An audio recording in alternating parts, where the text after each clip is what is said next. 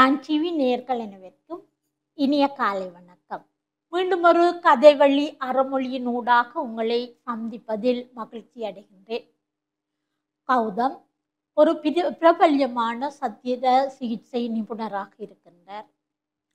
அவருடைய மனைவி வீட்டு பெண்ணாக, அதாவது வீட்டிலிருந்து கணவனுக்கு தேவையான அனைத்தையுமே செய்கின்ற ஒருத்தியாக இருக்கின்றார். இவர்களுடைய வாழ்விலே இவர்கள் மிகவும் அந்யோன்யமாக மிகவும் மகிழ்ச்சியாக இருக்கின்றார்கள்.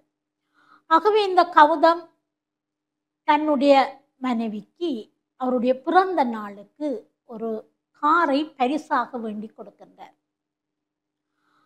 ஆகவே இவள் ரேணுகா கேட்கின்றா என்னன்னு சொல்லி சொன்னால், எனக்கு என்னத்துக்கு காரை இப்போ வேண்டி நீங்கள் எவ்வளவு செலவு கட்டாயம் இது வேணுமோ என்று சொல்லி கேட்கின்றார். அதற்கு அவர் சொல்கின்றார், அந்த வைத்தியர், நீ என்னுடைய வாழ்க்கையிலே எவ்வளவு முக்கியமானவள், என்னுடைய ஒவ்வொரு படிமுறைகளிலும் எனக்காக என்னுடன் இணைந்து செயற்படுபவள்.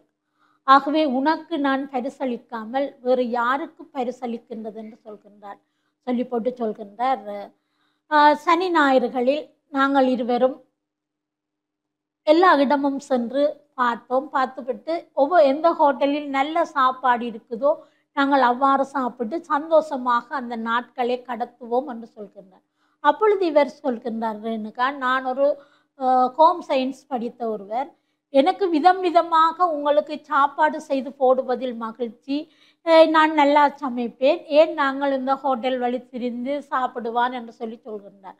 அதற்கு அவர் சொல்கிறார், நீங்கள் எல்லாத்துக்குமே வீட்டில் வேலைக்காரரை வச்சிருக்கிறீங்கள், இந்த கிச்சனுக்கு மட்டும்தான் வேலைக்காரரை வைக்க இல்லை, அது எனக்கு விருப்பமான ஒரு தொழில். ஆகவே நான் உங்களுக்கு நிறைய விருப்பமான விதமாக சாப்பாட்டை செய்து போடுகின்றேன், இந்த ஹோட்டல் வழி நாங்கள் போய் சாப்பிட வேண்டாம் என்று சொல்லி சொல்கின்றார். அப்பொழுது அந்த வைத்தியர் சொல்கின்றார், பக்கத்து வீட்டில் இருக்கின்ற மஞ்சுளா சனி ஞாயிறுகளில் குடும்பத்துடன் ஒவ்வொரு ஹோட்டல் வழி போய் சாப்பிட்டு அவர்கள் சந்தோஷமாக வருகின்றார்கள். சில வேளை அது உனக்கும் நான் உன்னுடைய அந்த ஆசையை விருப்பம் நிறைவேற்றாமல் இருக்கின்றேனோ என்று சொல்லி ஒரு எண்ணம் எனது மனதில் தோன்றியது என்று சொல்கின்றார். அதற்கு ரேணுகா சொல்கின்றா, இல்லை, அவள் வேலைக்கு போகிற பெண்பிள்ளை, நான் வீட்டில் இருக்கிறேன், எனக்கு சமைக்கிறது விருப்பமான ஒரு தொழில், ஆகவே நான் உங்களுக்கு சமைத்து தருவதை நான் மனமாற விரும்பித்தான் செய்கின்றேன் என்று சொல்லிவிட்டு, எனக்கு ஒரு ஆசை இருக்கின்றது, அதை நிறைவேற்றுவீர்களா என்று கேட்கின்றார். உன்னுடைய ஆசையை நிறைவேற்றுவதை விட வேறு எனக்கு என்ன வேலை என்று சொல்கின்றார். அவர் சொல்கிறார், ஊரிலே எனது அப்பாவும் அம்மாவும் தனியாக இருக்கின்றார்கள், நாங்கள் ஒரு மாதம் லீவு போட்டுட்டு இந்த காரிலே அவர்களை கொண்டு போய் அவர்களுக்கு விருப்பமான இடங்கள் கோயில்கள் எல்லாம் நாங்கள் ஒரு கால் சுற்றி காட்டுறது எனக்கு விருப்பம் என்று சொல்லி சொல்கின்றார். மனைவியினுடைய முகத்தை பார்த்து சொல்கிறார், அது சரி வராதுன்னு சொல்கின்றார். சரி வராதென்றவுடன் அவருடைய முகம் உடனேயே வாடி போய்விடுறதை அவதானித்த இந்த கௌதம் சிரித்து கொண்டு சொல்கின்றார்,